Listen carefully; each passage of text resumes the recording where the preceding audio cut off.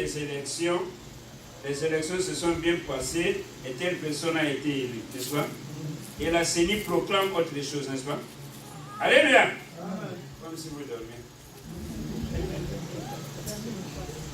Amen.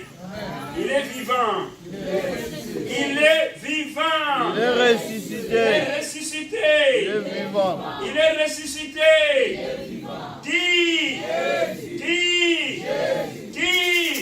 Acclamez Jésus alors. Ici, il est présenté comme le témoin fidèle. Il avait une mission à faire. Il a pris la chair humaine, il a habité parmi nous. Il a expérimenté la vie humaine, n'est-ce pas? Et il sait les limites de l'homme. Il comprend l'homme en profondeur parce qu'il est passé par la vie humaine. Ici, on l'appelle le témoin fidèle. Il dit qu'il a des témoins et des témoins des témoins. Il passe, il voit autre chose. Pour rendre témoignage, il modifie quelque chose, n'est-ce pas ça? Mais Jésus-Christ est le témoin. Ah!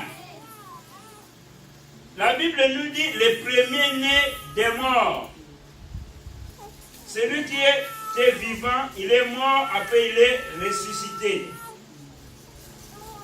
Il est vivant. La Bible nous dit le prince des rois de la terre.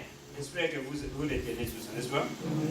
Troisième point, le prince des rois de la terre. Quatrième point, on nous dit alpha. Vous connaissez l'appel alpha? Alpha, première lettre de l'alphabet grec. L'alphabet que nous utilisons, on appelle ça l'alphabet phénicien. Nous avons A, mais les Grecs disent alpha. Les Hébreux disent aleph. Ça dépend. Nous autres, on n'a pas encore créé l'alphabet. Peut-être ça va venir. Ça. On l'appelle alpha. Et ça vous avise quoi? On ne peut pas créer. C'est comme on était avec Pasteur Serge quelque part dans une synagogue. Les rabbins qui nous a reçus nous dit, vous êtes forts dans votre tradition.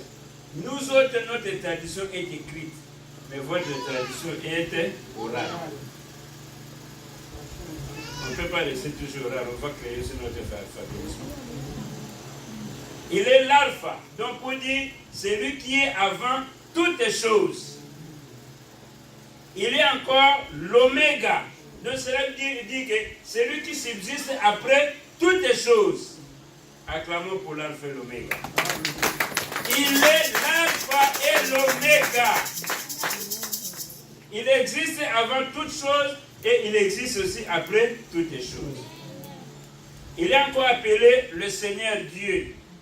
Et en dernier lieu, il est appelé le Tout-Puissant. Donc, à qui tout pouvoir a été donné. Il a toute puissance entre ses mains. Il peut agir. Là où il agit, il peut confondre tout ce qui vient de l'ennemi. Là où il décide d'agir, personne ne peut lui résister. Quand il décide de fermer la porte, personne ne peut l'ouvrir. Et lorsqu'il décide d'ouvrir la porte, personne ne pourra le fermer, n'est-ce pas? Amen. Il est le Tout-Puissant. Il est qui? Le Tout-Puissant. Ah. Donc, pour nous dire que, pour toute personne qui l'adore, doit le reconnaître. Jésus-Christ demande à nous un abandon complet et une fidélité que Dieu seul peut, avec justice, réclamer. Nous devons nous abandonner. Jésus-Christ insiste sur le total renouvellement, total abandon, total renoncement de la part de celui qui les reconnaît. Celui qui les reconnaît doit s'abandonner entièrement entre ses mains. Alors si je t'ai posé la question, tel que tu es là, tel que tu m'as suivi, tu les reconnais en tant que qui? Qui encore? Qui encore? Qui encore? Encore? C'est seulement cette partie où les gens ne parlent pas. Ici, là, vous l'avez reconnu comme qui? Après. Après. Ah. Donc nous avons beaucoup de noms, nous avons beaucoup de titres. Celui qui reconnaît Jésus-Christ doit être prêt à couper les liens les plus chers, les plus intimes pour s'adonner à lui. Il doit apprendre à l'adorer. L'adorer, c'est s'abandonner entre ses mains. L'adorer, c'est le lever dans ta vie. L'adorer, c'est le glorifier, l'exalter. Qui est-il? Le roi des rois, le seigneur des seigneurs. Qui est-il? L'agneau de Dieu qui ôte le péché du monde. Qui est-il? Il est l'alpha, il est l'oméga. Qui est-il? Il est le prince des rois de la terre. Oh, gloire à toi, Seigneur. Nous allons fermer nos yeux, nous prions. Toi-même, tu as des mots, ouvre ta bouche, commence à dire quelque chose à Dieu.